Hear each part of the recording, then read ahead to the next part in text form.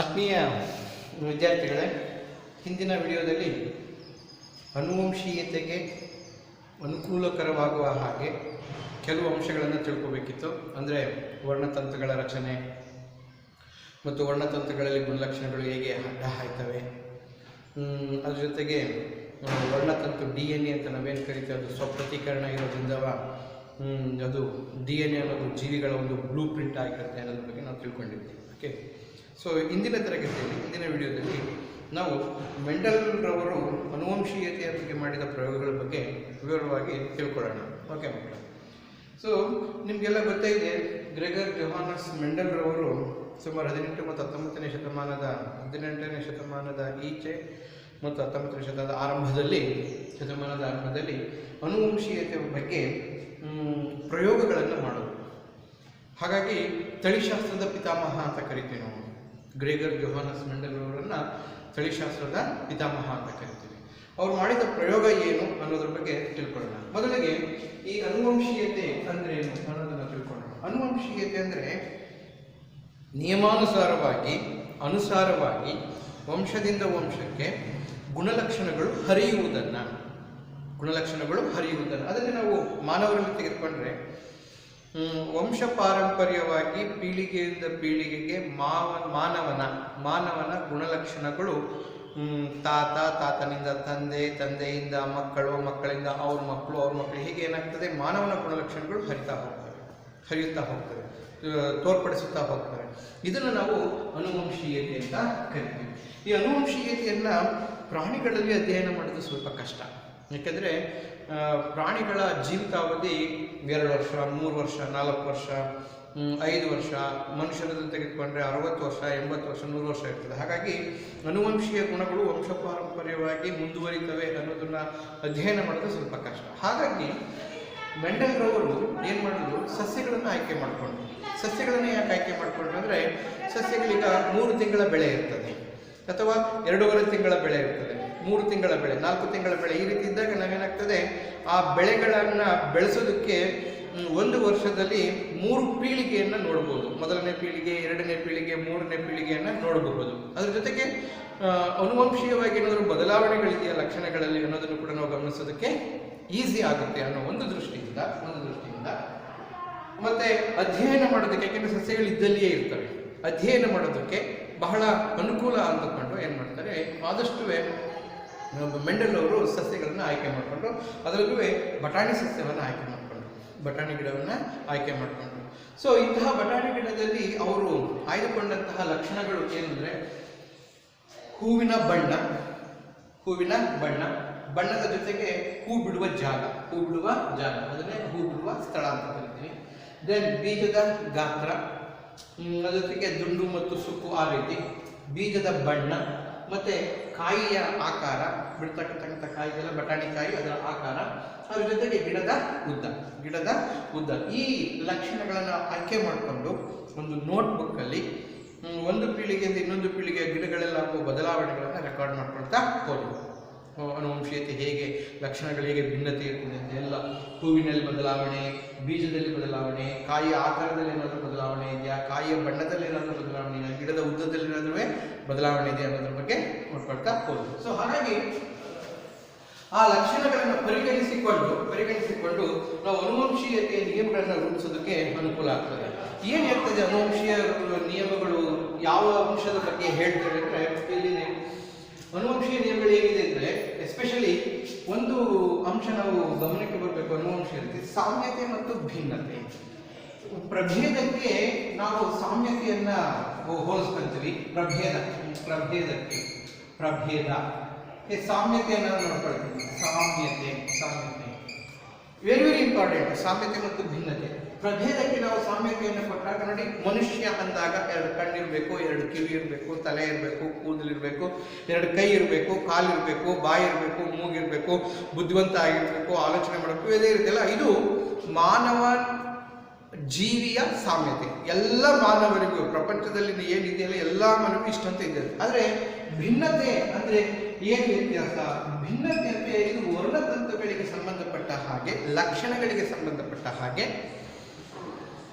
ಸಾಮ್ಯತೆ ಒಂದೇ ರೀತಿ ಇದ್ರೂ ಕೂಡ ನಡವಳಿಕೆಯಲ್ಲಿ, ನಡಾವಳಿಯಲ್ಲಿ, ದೆನ್ ಕೈ ಮತ್ತು ಕಾಲುಗಳ ಗಾತ್ರದಲ್ಲಿ, ದೇಹದ ಬಣ್ಣದಲ್ಲಿ, ಅಥವಾ ಮುಖದ ಆಕಾರದಲ್ಲಿ, ಮೂಗಿನ ಆಕಾರದಲ್ಲಿ ಏನಾಗ್ತದೆ, ತಂದೆ ತಾಯಿಯಿಂದ ಮಕ್ಕಳು, ಮಕ್ಕಳಿಂದ ಅವರ ಮಕ್ಕಳು, ಅವ್ರ ಮಕ್ಕಳಿಂದ ಅವ್ರ ಮಕ್ಕಳಿಗೆ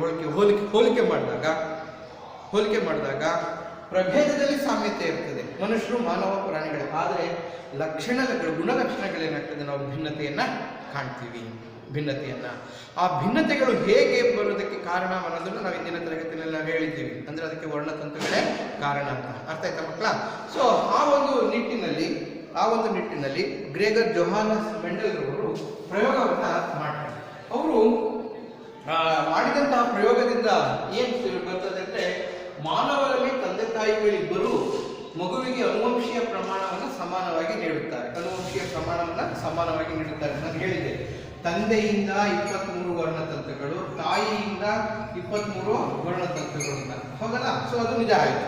ಸಮಾನವಾಗಿ ಏನು ಮಾಡ್ತಾರೆ, ವರ್ಣತಂತುಗಳನ್ನು ಅಥವಾ ಅನುವಂಶೀಯ ಪ್ರಮಾಣವನ್ನು ನೀಡ್ತಾರೆ, ಸಮಾನವಾಗಿ ನೀಡ್ತಾರೆ. ಅದು ಒಂದು ಅಂಶ. ನೆಕ್ಸ್ಟು, ಪ್ರತಿಯೊಂದು ಮಗುವಿನಲ್ಲೂ ಪ್ರತಿಯೊಂದು ವಿಶಿಷ್ಟತೆಗೆ ಸಂಬಂಧಿಸಿದಂತೆ 2 ಬಗೆಗಳಿರುತ್ತವೆ. ವಿಶಿಷ್ಟತೆ ಅಂದರೆ ಲಕ್ಷಣ ಅಂತ. ಆ ಲಕ್ಷಣದಲ್ಲಿ ನಾವು 2 ಬಗೆಗಳನ್ನು ಕಾಣ್ತೀವಿ. ಒಂದೇ ಲಕ್ಷಣ ಇರ್ಬೋದು, ಆದರೆ 2 ಬಗೆಗಳನ್ನು ನಾವು ಕಾಣೋದಕ್ಕೆ ಸಾಧ್ಯ ಆಗ್ತದೆ. ಉದಾಹರಣೆ, ಏನು ಲಕ್ಷಣ? ಎತ್ತರ ಅನ್ನೋದು ಇಲ್ಲೇ ತೆಗೆದುಕೊಳ್ಳೋಣ. ನಮ್ಮ ಮೆಂಡೆಲ್ನವರು ಆಯ್ಕೆ ಮಾಡಿಕೊಂಡಂತಹ ಸಸ್ಯಗಳನ್ನು ಮಾಡಿದಾಗ ಅವ್ರೇನು ಮಾಡ್ತಾರೆ, ಉದ್ದ ಅನ್ನೋದನ್ನ ತೆಗೆದುಕೊಂಡ್ರೆ ಅದರಲ್ಲಿ ಎತ್ತರ ಮತ್ತು ಗಿಡ್ಡ ಅರ್ಥ ಮಾಡ್ತಾರೆ. ಒಂದೇ ಲಕ್ಷಣ ಭಿನ್ನ ರೂಪಗಳು ಇರ್ತವೆ. ಅದರಲ್ಲಿ ಯಾವುದಾದ್ರೂ ಒಂದು ಏನಾಗ್ತದೆ, ಜೀವಿಯಲ್ಲಿ ಎಕ್ಸ್ಪ್ರೆಸ್ ಆಗುತ್ತೆ, ಹೊರಹೊಮ್ಮುತ್ತೆ ಅಂತ ಹೇಳ್ತೇವೆ. ಅದನ್ನು ನಾವು ಇಲ್ಲಿ ನೋಡೋಣ ಮೆಂಡೆಲ್ರವರು. ಸೊ ಮೆಂಡೆಲ್ರವರು ಆಯ್ಕೆ ಮಾಡಿಕೊಂಡಂತಹ ಸಸ್ಯ ಬಟಾಣಿ ಸಸ್ಯ. ಆ ಬಟಾಣಿ ಸಸ್ಯದಲ್ಲೂ ಅವರು ಆಯ್ಕೆ ಮಾಡಿಕೊಂಡಂತಹ ಲಕ್ಷಣ ಯಾವುದು? ಗಿಡದ ಉದ್ದ ಅಂದಾಗ ಒಂದು ಶುದ್ಧ ಎತ್ತರವಾದಂತಹ ಗಿಡ, ಇನ್ನೊಂದು ಶುದ್ಧ ಗಿಡ್ಡವಾದಂತಹ ಗಿಡ. ಇವು ಪರಾಗಸ್ಪರ್ಶ ಕ್ರಿಯೆಯಲ್ಲಿ ಸ್ವಕೀಯ ಪರಾಗಸ್ಪರ್ಶದಿಂದ ಬೆಳೆದಂತಹ ಗಿಡಗಳು. ಸ್ವಕೀಯ ಪರಾಗಸ್ಪರ್ಶದಲ್ಲಿ ಯಾವುದೇ ರೀತಿಯಾಗಿ ಲಕ್ಷಣ ಬದಲಾವಣೆ ಆಗೋದಿಲ್ಲ. ಶುದ್ಧ ಎತ್ತರ ಅಂದರೆ ಶುದ್ಧ ಎತ್ತರವಾಗಿಯೇ ಇರ್ತದೆ, ಶುದ್ಧ ಗಿಡ್ಡ ಅಂದರೆ ಶುದ್ಧ ಗಿಡ್ಡವಾಗಿ ಇರ್ತದೆ. ಸೊ ಅವುಗಳಿಂದ ಉಂಟಾಗತಕ್ಕಂತಹ ಗ್ಯಾಮೀಟ್ಗಳಂತೆ ಕರಿತೀವಿ, ಅವು ಶುದ್ಧವಾಗಿರ್ತವೆ.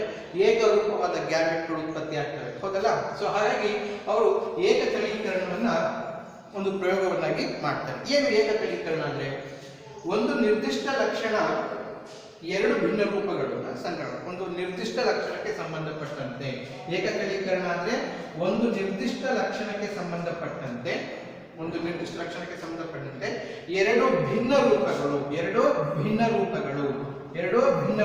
ಇವುಗಳನ್ನು ಸಂಕಲನಗೊಳಿಸುವುದನ್ನು ನಾವೇನಂತ ಕರಿತೀವಿ? ಏಕತಳೀಕರಣ ಎಂದು ಕರೆಯುತ್ತೇವೆ. ಒಂದು ಲಕ್ಷಣಕ್ಕೆ ಸಂಬಂಧಪಟ್ಟಂಗೆ 2 ಭಿನ್ನ ರೂಪಗಳನ್ನು ಸಂಕಲನಗೊಳಿಸುವುದನ್ನು ನಾವು ಏಕತಳೀಕರಣ ಎಂದು ಕರೆಯುತ್ತೇವೆ. ನೋಡಿ, ಅವರು ಶುದ್ಧ ಎತ್ತರವಾದ ಒಂದು ಗಿಡವನ್ನು ತೆಗೆದುಕೊಂಡ್ರು. ಅದರ ಎತ್ತರ ಅಂದರೆ ಇಂಗ್ಲಿಷ್ನಲ್ಲಿ ಟಾಲ್ ಅಂತ ಕರೀತೀವಿ, ಅದಕ್ಕೋಸ್ಕರ ಕ್ಯಾಪಿಟಲ್ ಟಿ. ಅದಕ್ಕೆ ವಿರುದ್ಧವಾಗಿ ಸ್ಮಾಲ್ ಟಿ ಅಂತ ತೆಗೆದುಕೊಳ್ತೀವಿ. ಸೊ ಶುದ್ಧವಾದ 2 ಗ್ಯಾಮೆಟ್ಗಳಂತೂ ಉತ್ಪತ್ತಿ ಆಗ್ತವೆ. ಲಿಂಗಾಣುಗಳು ಅಂತ ಕರಿತೀವಿ ನಾವು ಅದನ್ನ, ಲಿಂಗಾಣುಗಳು. ಆ ಲಿಂಗಾಣುಗಳನ್ನ ಸಂಕಲನಗೊಳಿಸಿದಾಗ ಏನಾಯ್ತು, ನಮಗೆ ಮಿಶ್ರ. ಸೊ ಇವೆರಡನ್ನ ಹೀಗೂ ಬರೀಬಹುದು. ಒಂದೇ ರೀತಿಯಾಗಿರತಕ್ಕಂತಹ ಗ್ಯಾಮೆಟ್ಗಳಾಗಿರುವಂಥ ಇದು ಟಿ, ಇದು ಸ್ಮಾಲ್ ಟಿ. ಇವೆರಡನ್ನು ಸಂಕಲನಗೊಳಿಸಿದಾಗ ಕ್ಯಾಪಿಟಲ್ ಟಿ ಮತ್ತು ಸ್ಮಾಲ್ ಟಿ ಆಗ್ತದೆ. ಇಂತಹ 2 ಗಿಡಗಳನ್ನು ಸಂಕಲನಗೊಳಿಸಿದಾಗ ಕ್ಯಾಪಿಟಲ್ ಟಿ ಮತ್ತು ಸ್ಮಾಲ್ ಟಿ 2 ಗಿಡಗಳನ್ನು ನಾವು ಸಂಕಲನಗೊಳಿಸಿದಾಗ 2 ಗಿಡಗಳು, ಇದು ಮೊದಲು ಬಂದಿತ್ತು. ಶುದ್ಧ ಎತ್ತರ, ಶುದ್ಧ ಗಿಡ್ಡಗಳನ್ನು ಪರಕೀಯ ಪರಾಗಸ್ಪರ್ಶ ಕ್ರಿಯೆಯಿಂದ ಮಾಡಿದಾಗ ನಮಗೆ ಮಿಶ್ರ ಎತ್ತರ ಬಂತು. ಯಾಕೆಂದ್ರೆ ಎತ್ತರ ಮತ್ತು ಪ್ರಬಲವಾಗಿದೆ ಈ ಗುಣ ಪ್ರಬಲವಾಗಿದೆ ಅಥವಾ ಎತ್ತರ ಆಗಿದೆ. ಇಂತಹ ಎತ್ತರವಾಗಿರತಕ್ಕಂಥ 2 ಗಿಡಗಳನ್ನು ಮತ್ತೆ ಪುನಃ ಸಂಕಲನಗೊಳಿಸಿದಾಗ ಪರಕೀಯ ಪರಾಗಸ್ಪರ್ಶಕ್ಕೆ ಪ್ರತಿ ಗಿಡದಿಂದ ಉಂಟಾದಂತಹ ಗ್ಯಾಮೆಟ್ಗಳಲ್ಲಿ ಭಿನ್ನತೆ ಇದೆ. ಒಂದು ಶುದ್ಧ ಎತ್ತರ, ಒಂದು ಶುದ್ಧ ಗಿಡ್ಡ. ಶುದ್ಧ ಎತ್ತರ ಮತ್ತು ಶುದ್ಧ ಗಿಡ್ಡ ಇವುಗಳನ್ನ ಗ್ಯಾಮೆಟ್ಗಳು ಅಂತ ಕರಿತೀವಿ. ಈ ಗ್ಯಾಮೆಟ್ಗಳು ಒಂದಾಗಿ ಅವು ಬೀಜಗಳಾದಾಗ ಆ ಬೀಜಗಳಲ್ಲಿ ಈ ಗುಣಗಳು ಇರ್ತದೆ ಅನ್ನೋದನ್ನ ಹೆಂಗೆ ಪಡೆಯೋಕ್ಕೆ ಸಾಧ್ಯ ಅಂದರೆ ಇವುಗಳನ್ನ ಬೆಳೆಸಿದಾಗ ನಾವು ನೋಡೋದಕ್ಕೆ ಸಾಧ್ಯ. ಹಾಗೆ ಬೆಳೆದಂತಹ ಗಿಡಗಳಲ್ಲಿ ಒಂದು ಶುದ್ಧ ಎತ್ತರ, ಇನ್ನೊಂದು ಮಿಶ್ರ ಎತ್ತರ ಶುದ್ಧ ಗಿಡ್ಡ. ಬಾಹ್ಯವಾಗಿ ನೋಡಿದಾಗ ಗಿಡಗಳನ್ನ ಅದು 3:1 ಅನುಪಾತದಲ್ಲಿ ಬಂತು. ಎತ್ತರ ಮತ್ತು ಗಿಡ್ಡದ ಅನುಪಾತ 3:1 ಅನುಪಾತದಲ್ಲಿ ಬಂತು ಬಾಹ್ಯವಾಗಿ ನೋಡಿದಾಗ. ಇದನ್ನು ನಾವು ವ್ಯಕ್ತ ರೂಪ ಅಂತ ಕರಿತೀವಿ. ಏನಂತ ಕರಿತೀವಿ? ವ್ಯಕ್ತ ರೂಪ. ಸಸ್ಯಗಳು ಬೆಳವಣಿಗೆಯ ವ್ಯಕ್ತ ರೂಪ 3:1 ಅನುಪಾತದಲ್ಲಿದ್ರೆ ಅದರ ಜೀನ್ ಲಕ್ಷಣದ ರೂಪದಲ್ಲಿ ಆಂತರಿಕ ಲಕ್ಷಣದಲ್ಲಿ ಅದರ ಅನುಪಾತ 1:2:1 ಅನುಪಾತದಲ್ಲಿ ಇರ್ತದೆ. ಯಾಕೆಂದ್ರೆ ಶುದ್ಧ ಎತ್ತರ, ಮಿಶ್ರ ಎತ್ತರ, ಶುದ್ಧ ಗಿಡ್ಡ. ಅರ್ಥ ಆಯ್ತಾ ಮಕ್ಕಳ? ಸೊ ಹೀಗೆ ನೋಡಿ, ಒಂದು ನಿಯಮ ಹೊರಗಡೆ ಬರ್ತದೆ. ಏನು ಒಂದು ನಿಯಮ? ಒಂದು ಜೊತೆ ಜೀನ್ಗಳಿದ್ದಾಗ ಅದರಲ್ಲಿ ಏನಾಗ್ತದೆ ಅಂದ್ರೆ ಅವು ಪರಸ್ಪರ ವಿಂಗಡಣೆಯಲ್ಲಿ ಏನಾಗ್ತವೆ, ಬೇರೆ ಬೇರೆ ಇರ್ತದೆ. ಒಂದು ಜೊತೆ ಜೀನ್ಗಳಿದ್ದಾಗ ಅವುಗಳ ಗುಣಲಕ್ಷಣಗಳನ್ನು ವ್ಯಕ್ತಪಡಿಸ್ತಾ ಇರ್ತಾರೆ. ಆ ವ್ಯಕ್ತಪಡಿಸತಕ್ಕಂತಹ ಲಕ್ಷಣಗಳು ಬೇರೆ ಬೇರೆ ಇರ್ತದೆ, ಆಮೇಲೆ ಬೇರೆ ಬೇರೆಯಾಗಿಯೇ ಇರ್ತದೆ. ಓಕೆ, ಸೊ ಹಾಗಾಗಿ ನಾವು ಈ ಅನುಪಾತವನ್ನು ಏಕತಳೀಕರಣದಲ್ಲಿ ಕಾಣ್ತೀವಿ. ಇದನ್ನೇ ಚೆಕ್ಕರ್ ಬೋರ್ಡ್ ಅಲ್ಲಿ ಪುನೆಟ್ ರವರ ಪ್ರಕಾರ ಒಂದು ಚೆಕ್ಕರ್ ಬೋರ್ಡ್ ಅನ್ನು ಬರೆದ್ರೆ ನೋಡಿ, ಕ್ಯಾಪಿಟಲ್ ಟಿ ಮತ್ತು ಸ್ಮಾಲ್ ಟಿ, ಕ್ಯಾಪಿಟಲ್ ಟಿ ಮತ್ತು ಸ್ಮಾಲ್ ಟಿ ಮತ್ತು ಕ್ಯಾಪಿಟಲ್ ಮತ್ತು ಸ್ಮಾಲ್ ಟಿ, ಇದು ಒಂದು ಮೇಲ್ ಒಂದು ಫೀಮೇಲ್ ಗಿಡ ಅಂತ ಕರಿತೀವಿ. ಈ ರೀತಿ ಇದ್ದಾಗ ಚೆಕ್ಕರ್ ಬೋರ್ಡ್ ಅನ್ನು ನಾವು ಬರೆದಾಗ ಕ್ಯಾಪಿಟಲ್ ಟಿ ಶುದ್ಧ ಎತ್ತರ ಬಂತು, ಕ್ಯಾಪಿಟಲ್ ಟಿ ಸ್ಮಾಲ್ ಟಿ ಮಿಶ್ರ ಎತ್ತರ. ಯಾಕೆಂದ್ರೆ ಎತ್ತರ ಅನ್ನೋದು ಡಾಮಿನೆಂಟ್ ಇರ್ತದೆ, ಪ್ರಬಲವಾಗಿದೆ. ಸಂಕರಣಗೊಳಿಸಿದಾಗ capital T small T. So ಅನುಪಾತ ವ್ಯಕ್ತ ರೂಪದ ಅನುಪಾತ 3:1 ಅನುಪಾತದಲ್ಲಿ ಬಂತು. ಜಿನೋಟೈಪ್ ಅಂತ ಕರಿತೀವಿ. ಆ ಜಿನೋಟೈಪ್ ಆಂತರಿಕವಾಗಿ ವ್ಯಕ್ತವಾದಾಗ ಅದು 1:2:1 ಅನುಪಾತದಲ್ಲಿ ನಾವು ಇದನ್ನ ಕಾಣ್ತೀವಿ. ಅರ್ಥ ಆಯ್ತಾ ಮಕ್ಕಳೇ? ಸೊ ಇದು ಒಂದು ಶುದ್ಧ ಎತ್ತರವಾಗಿರ್ತಕ್ಕಂಥ ಗಿಡ, ಇನ್ನೊಂದು ಶುದ್ಧ ಗಿಡ್ಡವಾಗಿರ್ತಕ್ಕಂಥ ಗಿಡ. ಅರ್ಥ ಆಯ್ತಾ? ಈ ಎರಡೂ ಗಿಡಗಳನ್ನು ಬಾಹ್ಯವಾಗಿ ಸಂಕರಣಗೊಳಿಸಿದಾಗ ಗುಣಲಕ್ಷಣಗಳನ್ನು ಅನುಸರಿಸಿದಾಗ ಆ ಬೀಜಗಳಾಗ್ತವೆ.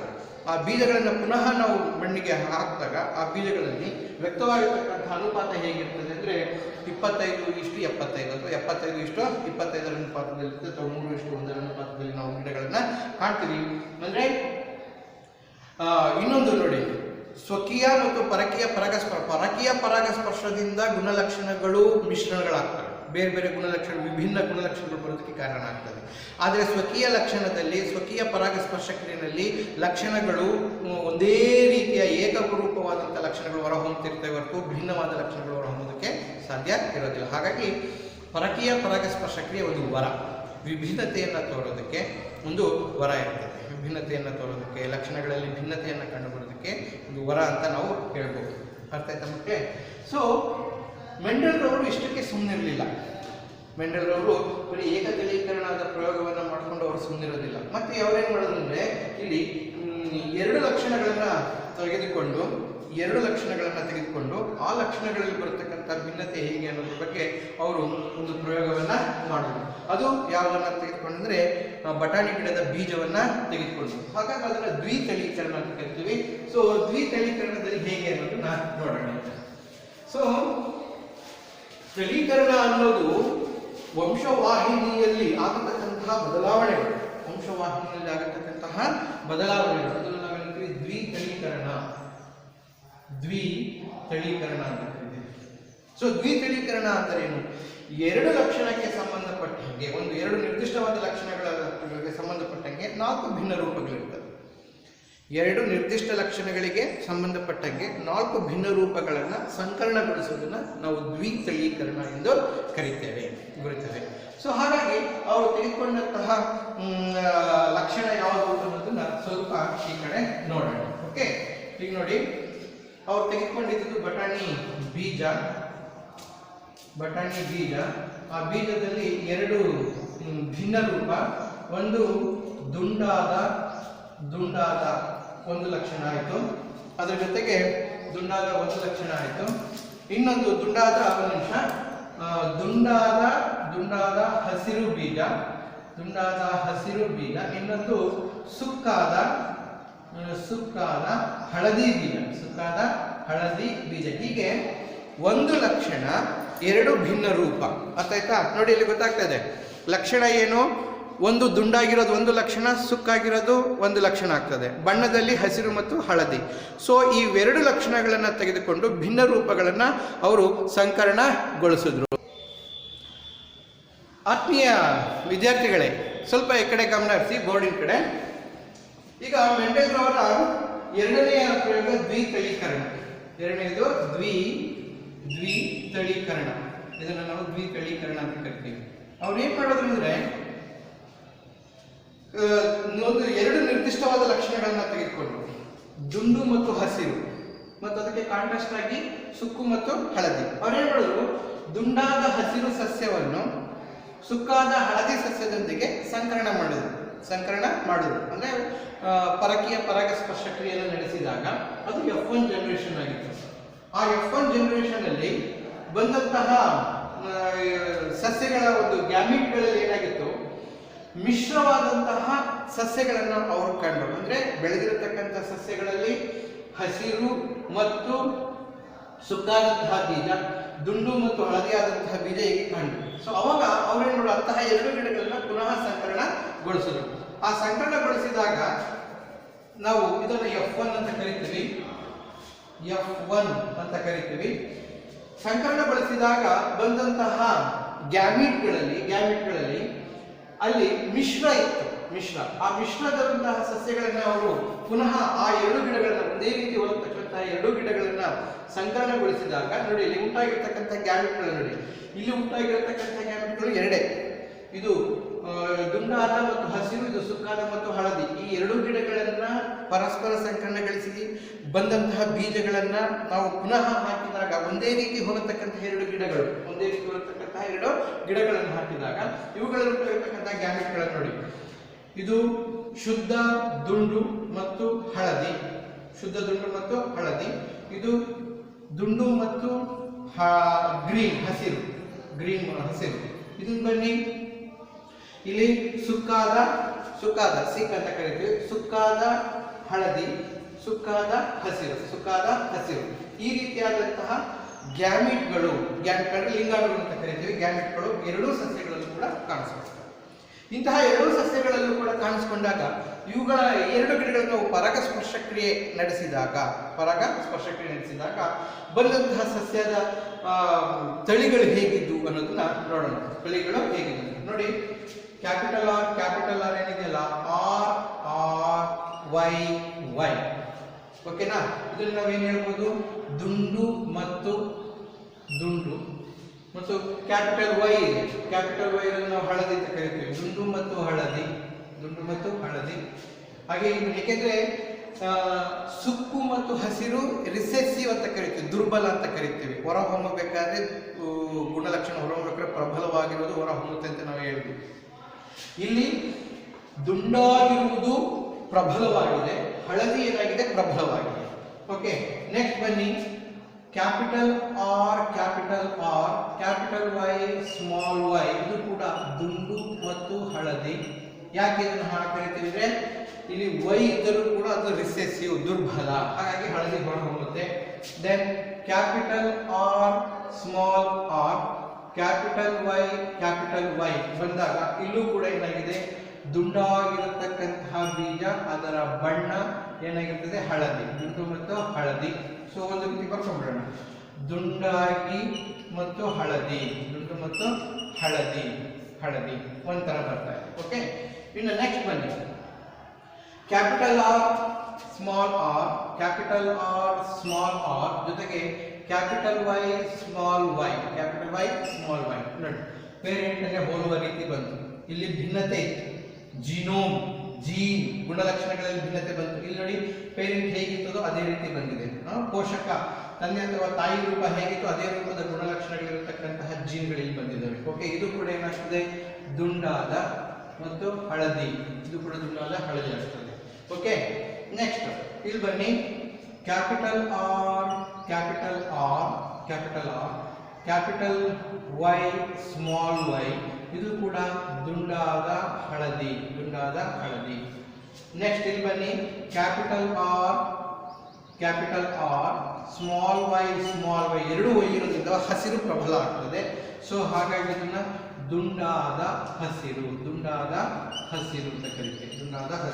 ದುಂಡಾದ ಹಳದಿ, ಇನ್ನೊಂದು ಗಿಡ ಹೊಸ ಗಿಡ ಬಂತು, ದುಂಡಾದ ಹಸಿರು, ಇನ್ನೊಂದು ಹೊಸ ರೀತಿ ಬಂತು, ದುಂಡಾದ ಹಸಿರು. ಓಕೆ, ನೆಕ್ಸ್ಟ್ ಮುಂದಕ್ಕೆ ಹೋಗೋಣ.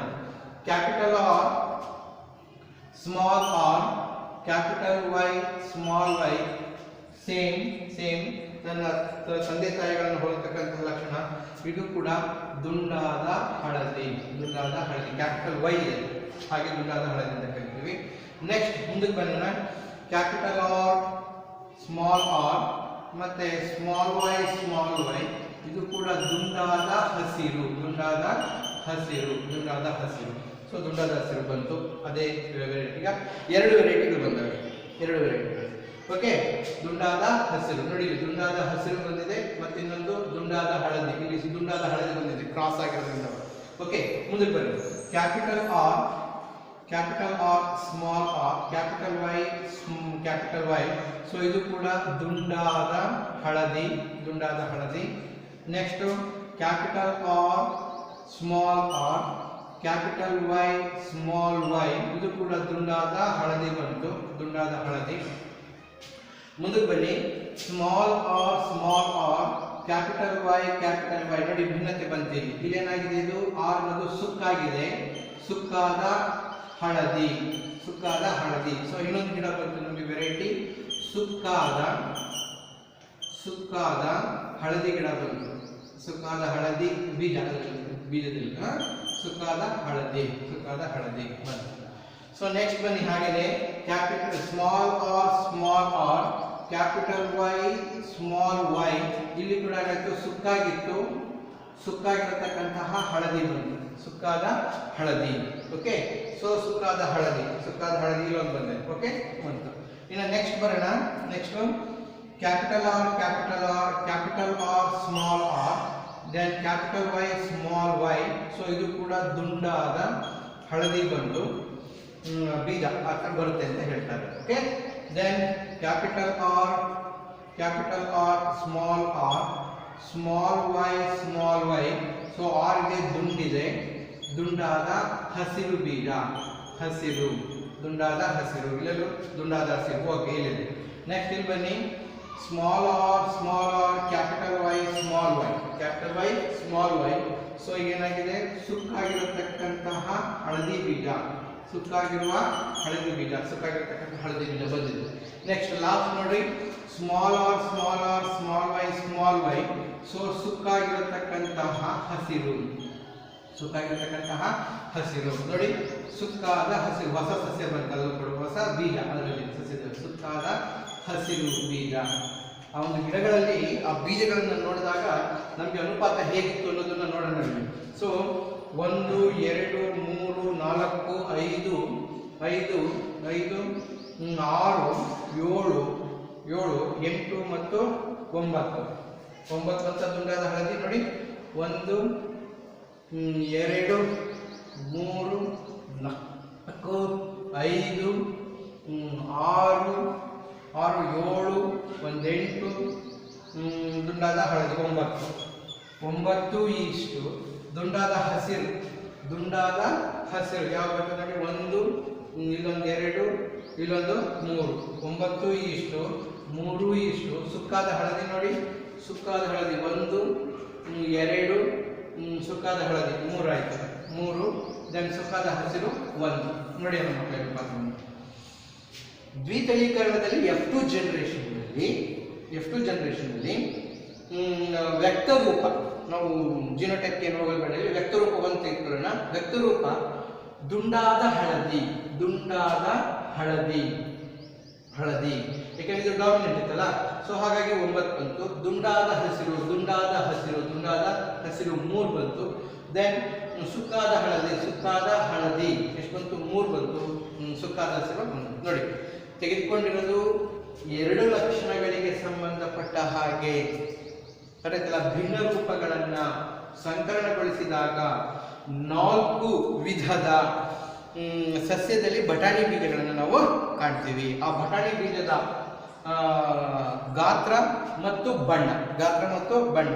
ಸುಕ್ಕು ಗಾತ್ರದಲ್ಲಿ ರೌಂಡ್ ಮತ್ತು ಸುಕ್ಕು ಅಂತ ಕರಿತೀವಿ, ದುಂಡಾಗಿರತಕ್ಕ. ಬಣ್ಣದಲ್ಲಿ ಹಳದಿ ಮತ್ತು ಹಸಿರು, ಈ ರೀತಿ ನಾವು ವೆರೈಟಿಯನ್ನ ಕಾಣ್ತೀವಿ. ಅರ್ಥ ಆಯ್ತಾ ಮಕ್ಕಳ? ಸೊ ಹೀಗೆ ಮೆಂಡೆಲ್ ರವರು ಏನು ಪ್ರಯೋಗಗಳನ್ನು ಮಾಡಿದ್ರು, ಆ ಪ್ರಯೋಗಗಳಲ್ಲಿ ಒಂದು ಎರಡು ನಿಯಮ ಇದೆ, ಲಾ ಆಫ್ ಸೆಗ್ರಿಗೇಷನ್ ಅಂತ. ಸೆಗ್ರಿಗೇಷನ್ ಅಂದ್ರೆ ಏನಾಗ್ತದೆ, ಗುಣಲಕ್ಷಣಗಳು ಸಪರೇಟ್ ಆಗಿ ಹೊರಹೊಮ್ಮುತ್ತವೆ ಅಂತ. ಗುಣಲಕ್ಷಣಗಳು ಸಪರೇಟ್ ಆಗಿ ಹೊರಹೊಮ್ಮುತ್ತವೆ, ಅದನ್ನು ನಾವಿಲ್ಲಿ ಕರೆದಿದ್ದೀವಿ. ಅದಾಯ್ತಲ್ಲ, ಮೆಂಡೆಲ್ಸ್ ಲಾದಲ್ಲಿ ಲಕ್ಷಣಗಳು ಸ್ವತಂತ್ರವಾಗಿ ಹೊರಹೊಮ್ಮುತ್ತವೆ ಅಂತ ಕರಿತೀವಿ, ಸಪರೇಟ್ ಆಗಿ ಹೊರಹೊಮ್ಮುತ್ತವೆ ಅಂತ ಕರಿತೀವಿ. ನೋಡಿ, ಒಂದ್ ಕಡೆ ದುಂಡು ಬಂದಿದೆ, ಒಂದ್ ಕಡೆ ಸುಕ್ಕು ಬಂದಿದೆ, ಒಂದ್ ಕಡೆ ಹಸಿರು ಬಂದಿದೆ, ಒಂದ್ ಕಡೆ ಹಳದಿ ಬಂದಿದೆ, ಹೌದಲ್ಲ? ಅವು ಸಪರೇಟ್ ಆಗಿ ಹೊರಹೊಮ್ಮುತ್ತವೆ ಅನ್ನೋದು ಒಂದು ನಿಯಮ ಆಯಿತು. ಇನ್ನೊಂದು ಸ್ವತಂತ್ರ ವಿಂಗಡಣೆಯ ನಿಯಮದಲ್ಲಿ ಏನ್ ಮಾಡ್ತಂದ್ರೆ, ಒಂದು ಜೊತೆ ಜೀನ್ಗಳೇನಿರ್ತದೆ, ಮತ್ತೊಂದು ಜೀನ್ಗಳು ಸ್ವತಂತ್ರವಾಗಿ ವಾಹಿನಿಗಳಾಗ್ತವೆ. ಅಂದ್ರೆ ಒಂದು ಭಿನ್ನ ಲಕ್ಷಣಗಳಿಗೆ ಸಂಬಂಧಪಟ್ಟಂಗೆ ವಿಭಿನ್ನ ಜೀನ್ಗಳಿದ್ರೆ, ಆ ಜೀನ್ಗಳು ತಮ್ಮದೇ ಆದಂತಹ ಒಂದು ಪ್ರಾಮುಖ್ಯತೆಯಿಂದ ಅವೇಳ್ತವೆ ಒಂದಕ್ಕೊಂದು ಸೇರಿಸಿಕೊಂಡು ಲಕ್ಷಣಗಳನ್ನು ಹೊರಪಡಿಸಲ್ಲ. ಆ ಲಕ್ಷಣಗಳು ಸ್ವತಂತ್ರವಾಗಿಯೇ ಜೀವಿಗಳಲ್ಲಿ ಹೊರಹೊಮ್ಮುತ್ತವೆ. ಅದನ್ನೇ ಸ್ವತಂತ್ರ ವಿಂಗಡಣೆಯ ನಿಯಮ ಅಂತ ಕರಿತೀವಿ. ಸ್ವತಂತ್ರ ವಿಂಗಡಣೆಯ ನಿಯಮ ಅಂತ ಕರಿತೀವಿ. ಹೀಗೆ ಮೆಂಡೆಲ್ ರವರು ನಡೆದಂತಹ ಪ್ರಯೋಗದಲ್ಲಿ ಅನುವಂಶೀಯತೆಯ ಒಂದು ನಿಯಮಗಳಿಗೆ ಕಾರಣ ಆಗಿರೋದು, ಮಾನವರಲ್ಲಿ ತಂದೆ ತಾಯಿಗಳಿಬ್ಬರು ಮಗುವಿಗೆ ಅನುವಂಶೀಯ ಪ್ರಮಾಣವನ್ನು ಸಮಾನವಾಗಿ ನೀಡುತ್ತಾರೆ ಅಂತ ಹೇಳ್ತೀವಲ್ಲ, ಇಲ್ಲೂ ಕೂಡ ಅಷ್ಟೇ. ಬಟಾಣಿ ಗಿಡ ಅಥವಾ ಸಸ್ಯಗಳಲ್ಲಿ ಅನುವಂಶೀಯ ಪ್ರಮಾಣ ಏನಿರ್ತವೆ, ಗಂಡು ಮತ್ತು ಹೆಣ್ಣು ಲಿಂಗಾಣುಗಳು ಇರ್ತವೆ, ಸಮನಾಗಿ ನೀಡ್ತವೆ. ಅದು ಒಂದು ಅಂಶ. ಎರಡನೇ, ದೆನ್ ಪ್ರತಿಯೊಂದು ಮಗುವಿನಲ್ಲೂ ಪ್ರತಿಯೊಂದು ವಿಶಿಷ್ಟತೆಗೆ ಸಂಬಂಧಿಸಿದ ಎರಡು ಬಗೆಗಳು ಇರುತ್ತವೆ. ಪ್ರತಿಯೊಂದು ಇಲ್ಲಿ ಬೀಜಗಳಲ್ಲಿ ಲಕ್ಷಣಗಳಿಗೆ ಸಂಬಂಧಪಟ್ಟಂಗೆ ದುಂಡು ಮತ್ತು ಸಕ್ಕು, ಹಸಿರು ಮತ್ತು ಹಳದಿ, ಅರ್ಥ ಆಯ್ತಲ್ಲ? ದುಂಡು ಮತ್ತು ಸುಕ್ಕು ಅಥವಾ ಹಸಿರು ಮತ್ತು ಹಳದಿ, ಆ ಎರಡು ಲಕ್ಷಣಗಳು ಇರ್ತವೆ. ಯಾವುದು ಡಾಮಿನೆಂಟ್ ಆಗಿರ್ತದೆ, ಪ್ರಬಲವಾಗಿರ್ತದೆ, ಅದು ಹೊರಹೊಮ್ಮೋದಕ್ಕೆ ಸಾಧ್ಯ ಆಗ್ತದೆ ಅನ್ನೋ ಒಂದು ಅಂಶವನ್ನು ನಾವಿಲ್ಲಿ ಕಾಣ್ತೀವಿ ಮಕ್ಕಳ. ಸೊ ಹಾಗಾಗಿ ಈ ಎರಡು ಪ್ರಯೋಗಗಳಿಂದ ಮೆಂಡೆಲ್ ರವರು ಅನುವಂಶೀಯತೆ ಅನ್ನುವುದು ವಂಶಪಾರಂಪರ್ಯವಾಗಿ ಮುಂದುವರಿಯೋದಕ್ಕೆ ಕಾರಣ ಆಗ್ತದೆ ಅನ್ನೋ ಒಂದು ಅಂಶವನ್ನ ನಾವು ಕಾಣ್ತೀವಿ. ಹೀಗೆ ಮನುಷ್ಯರಾಗಿರಲಿ, ಪ್ರಾಣಿಗಳಾಗಿರಲಿ, ಜೀವಿಗಳಾಗಿರಲಿ, ಮಿಯಾಸಿಸ್ನಲ್ಲಿ ಆಗತಕ್ಕಂತಹ ವಂಶವಾಹಿನಿಗಳ ಬದಲಾವಣೆಗಳು ಮತ್ತು ಲಕ್ಷಣಗಳ ಬದಲಾವಣೆಗಳು ಇವೆಲ್ಲವೂ ಕೂಡ ಪಾರಂಪರ್ಯವಾಗಿ ಹೋಗ್ತಾ ಇರ್ತಕ್ಕಂಥೆ ಏನಾಗ್ತದೆ, ಲಕ್ಷಣಗಳು ವೈಯಕ್ತಿಕವಾಗಿ ಪ್ರಬಲವಾಗಿರತಕ್ಕಂಥ ಲಕ್ಷಣಗಳು ಹೊರಹೊಮ್ಮುತ್ತವೆ, ದುರ್ಬಲವಾಗಿರತಕ್ಕಂಥ ಲಕ್ಷಣಗಳು ಹಾಗೆ ಇರ್ತವೆ ಅನ್ನೋ ಒಂದು ಅಂಶವನ್ನು ನಾವು ಕಾಣ್ತೀವಿ ಮಕ್ಕಳ. ಸೊ ಇದು ಮೆಂಡೆಲ್ ರವರು ನಡೆಸಿದಂತಹ ಪ್ರಯೋಗದಲ್ಲಿ, ಅನುವಂಶೀಯತೆ ಪ್ರಯೋಗದಲ್ಲಿ ಏಕತಳೀಕರಣ ಮತ್ತು ದ್ವಿತಳೀಕರಣ. ಮಕ್ಕಳೇ, ನಿಮಗೆ ಪರೀಕ್ಷೆಯಲ್ಲಿ ಏಕತಳೀಕರಣ ಇಂಪಾರ್ಟೆಂಟು, ಅದ್ರ ಜೊತೆಗೆ ದ್ವಿತಳೀಕರಣದ ಅನುಪಾತ ಕೇಳ್ತಾರೆ. ದ್ವಿತಳೀಕರಣದ ಅನುಪಾತ 9:3:3:1 ಅನುಪಾತ ಅಂತ ಕೇಳ್ತಾರೆ.